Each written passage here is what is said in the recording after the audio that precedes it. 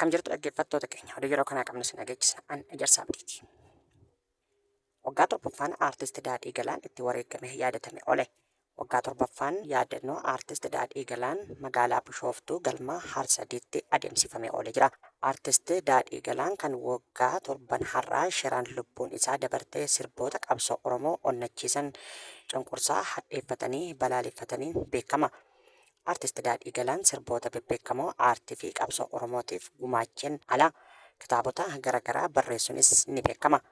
Aartistiin kun hanga oolmaa saba Oromootiif oolee seenaan isaa hin yaadatamne jedhamee hedduun komataa jiru. Keessattuu siidaan yaadannoo goota kanaa magaalaa Bishooftuu naannawa dhaloota isaatti hanga har'aa dhaabbachuu dhabuun bulchiinsa magaalattii komachiisaa jira. Sirna yaadannoo isaa irratti maatii aartistoonni namoonni bebbeekamoo fi keessummoonni hedduun argamanii jiru.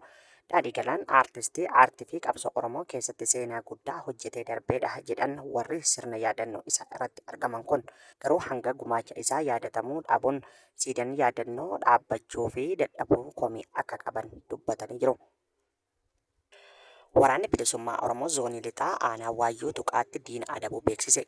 Jajjabeewwan ilmaan Oromoo warreen quuqaa fi aantummaa sabaaf qaban agarsiisuun lubbuu qadeebii hin qabne kennan waraanni bilisummaa Oromoo tarkaanfii laalessaa gaafa Guraandhala 13/2026 godina Baha Wallaggaa aanaa Waayyuu Tuqaa ganda Boonayyaa Molootti mooraa diinaa haleeluun hedduu du'aa fi madoon adabuun qawwee AKM 4 hidhannoo 3 qophii waraanaa rasaasa fi uffannaa hedduu irraa hiikachuun galii qabsoo bilisummaa Oromoof oolchuu beeksisee jira.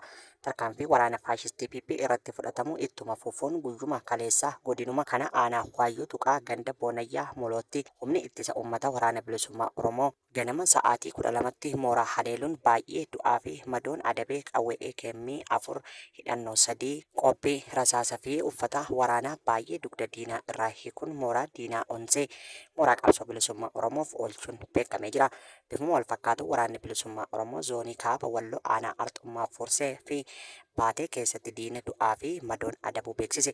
Humni Oromiyaa ijaaruuf lubbuu isaa qaadii aarsaa of godhee falmaa hadhaa'aa gaggeessaa jiru. Abdiin saba garboomee gootichi waraana bilisummaa Oromoo goleewwan Oromiyaa cufa keessatti harcaatota murna bilxiginnaa guyyaa lubbuu lammiilee nagaa kumaatamaan obbaasa fi qe'ee sabaa ulfoo warra gadaan bulu golgoleessaa ooltu irratti irree gootummaa isaan tarkaanfii keessa deebii hin qabne fudhachuu cimsee itti fufee jira.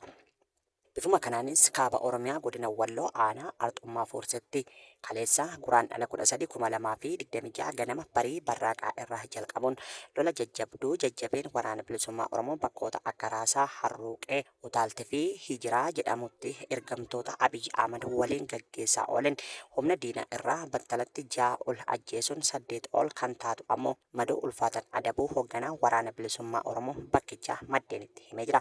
Tarkaanfiin gooticha sabaa waraana bilisummaa Oromoo tiksitoota barcuma aangoo namtokkee Abiyyi Ahmad irratti fudhatamu ittuma fufuun godinichuma kana aanaa Baatee iddoo addaa Liibantichaa jedhamutti guyyuma har'aa ganama toora sa'aatii 4tti haleellaa waraanni bilisummaa Oromoo haxxeen humna diinaa irratti taasiseen milishoonni sirnichaa 5 ol taatu madoo cimaaf saaxilamuun hospitaala erga galanii du'aaf jireenya gidduu jiraachuun beekamee jira. Ittuma fufuun waraanni bilisummaa Oromoo zoonii lixaa godina lixa Wallaggaa bakkeewwan adda addaa sadiitti tarkaanfii laalessaa fudhateen diina irraa isnaayiparii dabalatee meeshaa waraanaa garaagaraa irraa hiikkachuu beeksisee jira.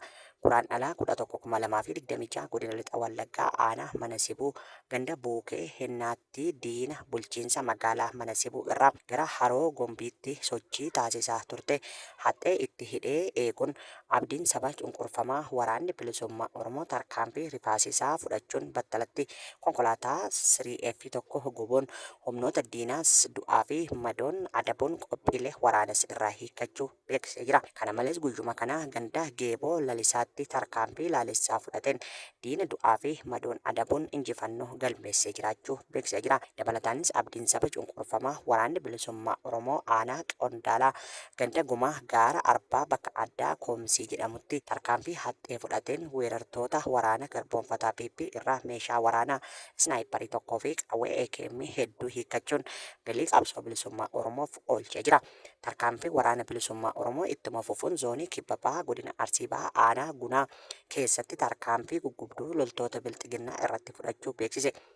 Qeerree fi gaachanni uummata Oromoo waraanni bilisummaa Oromoo tarkaanfii laalessaa waraana faashistii PP irratti fudhatu haalan jabeessee itti fufuun waraanni bilisummaa Oromoo zoonii kibba bahaa Oromiyaa godina Arsii bahaa aanaa gunaa ganda moollame arjoo bakka addaa awwadaa jedhamuun waamamtu keessatti Guraandhala 10 ganama sa'aatii 4 irratti waraana murna gabroonfataa PP maqaa sakattaa waraana bilisummaa Oromoo jedhuun bakkicha keessa bobbaate irratti tarkaanfii barsiisaa fudhateen du'aa fi madoon adabuun injifannoo fi milkii goolabee jiraachuu beeksisee jira. Ergamtoota Impaayera Itoophiyaa barcuma Abiyyi Ahmad tiksuuf dhamaatuu fi uummata nagaa dararaa turte irratti tarkaanfii fudhate kanaan 2 irraa ajjeesee 3 madeessuun 2 jiraa harkaan qabee kan hafte baqachiisee of booda deebisee jiraachuu waraanni bilisummaa Oromoo godinichaa beeksisee jira. Gama meeshaatiin qawwee AKM 2 fi qophiilee waraanaa dugda diinaa irraa hiikuun moonaa qabsoo bilisummaa Oromoof oolchee jira. Godina Wallagga Bahaa aanaa Kiraamutti humni finxaalessa faannoo manneen barnootaa akka kaampii waraanatti fayyadamaa jiran jedhame. Jiraattonni akka jedhanitti gandoota hedduu keessatti meeshaaleen barnootaa humna kanaan manca'ee humnichi dawoo waraanaa godhatee adeemsa baruu fi barsiisuu waggaa tokko oliif gargar jedhu. Isaan keessaa tokko kan ta'e manni barumsaa ganda Ashuu Kusaayetti argamu giddugala faannoo ta'uu maddeenitti himanii jiru. Gandoota Ashuu Kusaayee Qalxuu Aabboo Jireenyaa Guddinaa Baagin Baddeessaa jedhaman dabalatee gandoota hedduu keessa manni barumsaa erga cufamee adeemsi baruu fi barsiisuu dhaabbatee bubbulee jedhu jiraattonni kun gandoota kanneen keessaa humnoonni finxaaleeyyii buufatan giddugala leenjii bakka itti naannoo Amaaratii dhufanii walitti sassaabamanii bobbii fudhatan faa qabu jedhan. Naannoo Amaaratii dhufanii achitti erga walitti qabamanii gara aanaalee godina Wallagga Bahaa kanneen akka Giddaa Ayyaanaa, Guutoo Giddaa, Sibuu Siree, godina Horroo Guduruu, Wallaggaa, aanaalee Amuruu, Jaardagaa, Jaartii fi Abbee Dongoorotti bobba'uun hidhattoota finxaaleeyyii duransanii aanaalee kanneen keessa dahatanii jiran waliin qindaa'anii haleellaa uummata irratti akka raawwatan dhageenye jirra jedhan. Aanaan Kiraamuu akka ulaa daddarba humna finxaalessaa faannootti tajaajilti kan jedhan jiraattonni bulchiinsi aanaa kanaa humna finxaalessaa kana waliin hojjeta jedhanii komatu. Caasaan mootummaa gandoota baadiyyaa mara keessa humna kanaan diigamee bulchiinsi aanaa gandoota magaalaa qofa bulchaa jiraachuus jiraattonni maddeenitti himanii jiru. Afrikaan mana maree nageenyaa keessatti bakka bu'ummaa dhaabbataa qabaachuu qabdi jedhame. Afrikaan mana maree nageenya mootummoota gamtoomanii keessatti bakka bu'ummaa dhaabbataa qabaachuu qabdi jedhan hooggantoonni mootummoota gamtoomanii fi gamtaan Afrikaa. Yaa'ii hooggantoota gamtaa Afrikaa 39ffaa irratti argamuu fi Finfinnee kan galan barreessaa olaanaan mootummoota gamtoomanii Antooniyoo Guuterees dura taa'aa Koomishinii Gamtaa Afrikaa Mohammad Ali Yuusuf waliin mari'atanii jiru. Sagaleen gamtaa Afrikaa dippiloomaasii idila addunyaa keessatti guddisuuf hojii hojjetamaa jirus jajanii jiru. Afrikaa fooyya'insa gam hedduu keessatti ga'ee jajjabeessaa akka qabdus ibsanii jiru. Mootummoonni gamtoomanii fi gamtaan Afrikaa tumsa tarsiimaa dam hedduu akka qabanis eeranii jiru.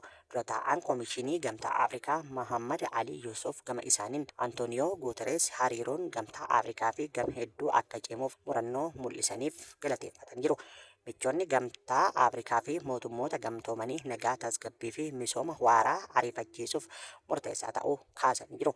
Hooggantoonni lamaan tumsa chaartara ajandaa 2063 fi mootummoota gamtoomanii waliin wal simu cimsuuf kutannoo qaban mirkaneessanii jiru. Egaan hordoftoota keenya oduun har'aaf qabnu asirratti raawwannee jirra. Qophiilee keenya biroof waliin turtii gaarii isiniin jenna.